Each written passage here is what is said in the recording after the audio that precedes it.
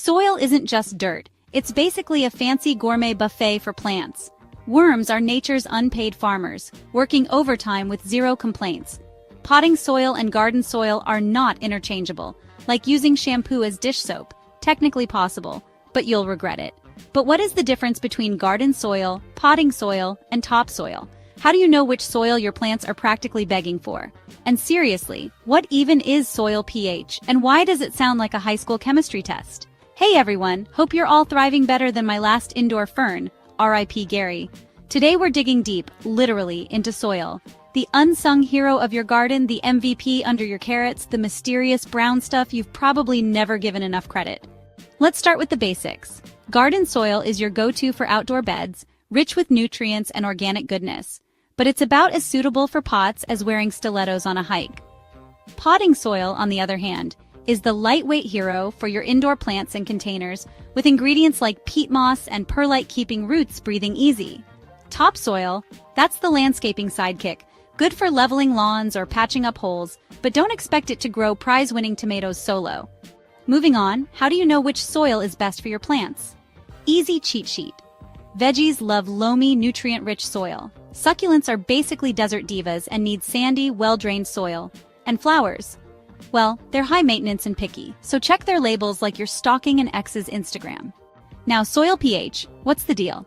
Basically, it's like a Tinder match for your plants. If the pH is off, your plants just aren't vibing with the nutrients.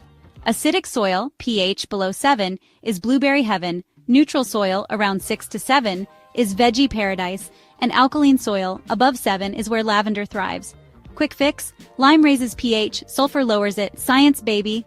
Speaking of science, you can test your soil at home with a kit, or if you're feeling experimental, the old vinegar and baking soda trick.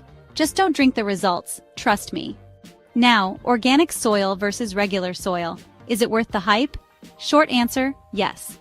Organic soil is like feeding your plants kale smoothies, while regular soil is more of a fast food drive-through situation. Both work, but one's going to feel way better long-term. And what about soil amendments?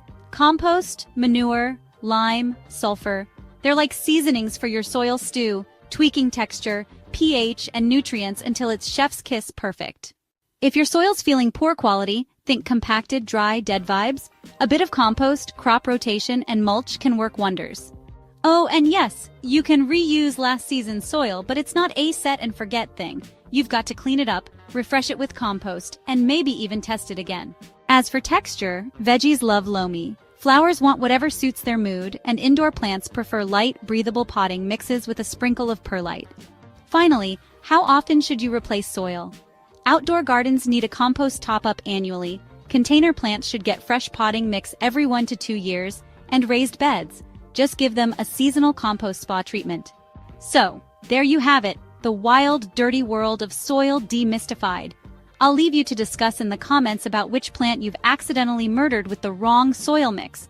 Don't forget to subscribe if you haven't already. Take care of yourselves, take care of your leafy children, and I'll catch you soon in another video.